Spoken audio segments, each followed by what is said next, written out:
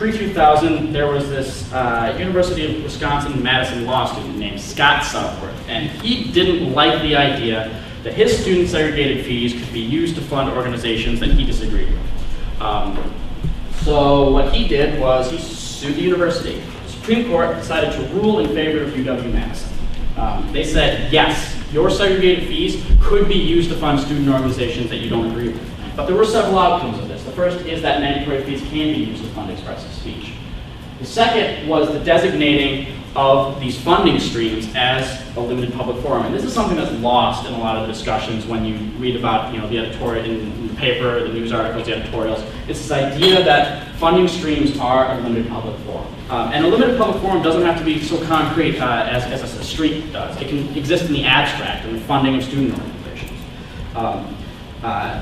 But just like a public forum, you cannot restrict viewpoints within it. But you can restrict content. So for instance, we can say we're only going to fund services through this fund, or we're not going to fund political speech. We're just deciding who gets money based on what we like, and the Supreme Court says you can't do that, then the system you have is illegal. So from that, we kind of needed a new system. This brings us into the 2000s. The question that people were grappling with was, if I can't assign a value judgment to what you're doing, how do I determine how much money you get? He gave us a 60-day moratorium, or a 60-day deadline to fix the system. Otherwise, they were just going to take away this power. So the fact that we could actually allocate this money as students to students isn't set in stone. It can be taken. We had groups applying for $1 million from us. And because these systems weren't capped and we couldn't place a value on it, it really caused the budgets to go out of control. MCSC that year requested $977,000, up from $114,000. That's an increase of nearly 800% in a single year. Now, from that whole episode, I pulled the first lesson I want to talk about, and that is we demonstrated a need to control spending. If you don't do that, no one can afford this in the long run, and we are failing as a student. SFC Chair Gallagher recognized the need to do something. So the budgets were going out of control. No one knew how to actually handle all of these requests, and alpha fees were kind of skyrocketing. Well, with him, he pushed for a more service-based approach. It was a philosophical change. It was the idea that if we're going to be paying for these comprehensive budgets, that we as students, all students, should be able to get something out of that. And that was where the idea of a service came from. But he also moved the radio station and the Radio Crisis Center into the ancillary fund. And by doing so, protected them. You can't have things like that. And this is kind of alluding to what I'm going to talk to a little bit later. You can't have things that you cannot risk losing in a funding stream where they can be lost. So you can't have WSUM, which has over $1 million in assets. They have a radio tower. You can't have them lose eligibility in a given year and then have to take down the radio tower and then build it again the next year. That represents an undue financial burden on the students of this university. Similarly, you cannot risk losing the Rape Crisis Center contract. You cannot risk losing sexual assault services to the campus. I don't think anyone would disagree with that. I believe we've finally managed to get this viewpoint neutrality thing down. We finally got a system that, by and large, works. It really becomes a balancing act between the two lessons, right? If you increase your fiscal restrictions, you're going to lower your segregated fees, you're going to lower your bill, but you're also going to decrease what's on campus.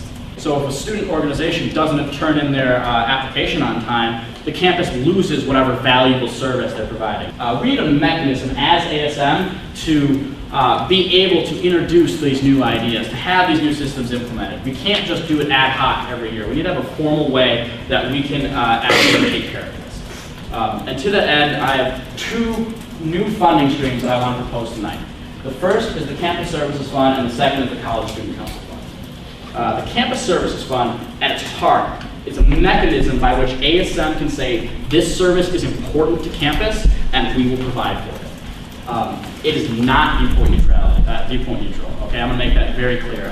In writing this proposal, I have made sure that the requirements of viewpoint neutrality do not apply to this funding stream. We as ASM can say, this is valuable, we want it, and we will do it. So what are those important services? The think there are 5. The first is tutoring services. I think any student that is having trouble with their classes should be able to go to someone in an organized fashion and get help with their stuff. They should be able to get help with their homework, help with their reading, help with whatever. We're primarily students. We need to have the tools in place for us to be successful as students. The second is legal information services. If you're a freshman in the dorms and you get busted for drinking, what are your rights? If your landlord threatens to evict you, what are your rights? Where do you begin? Those are questions that lots of students have to face every given year, and unfortunately the infrastructure really isn't in place anymore to address a lot of those concerns. I've been in one of those situations. I recognize that need of students to have that question answered. Where do I start? No one plans on getting into these situations, so we need to provide a safety net for students in case they do. And similarly, I think we also can never lose sexual assault services. We need to make sure that those are available to anyone in the grave situation that they need them. But I also think we need leadership training services. I think that we, as a student body, are never have enough student leaders. We never have enough people stepping up to the plate and saying, we're going to do the work, here's how we're going to do it, let's do this together. But I also think we need political involvement services in some capacity. We as students need a way to be able to affect those changes, that commitment to the Wisconsin idea in a very broad sense. We need to be able to do so on a state and national level. What those services look like, I don't know exactly. The system has been crafted to be conducive of coming up with the best possible method you can.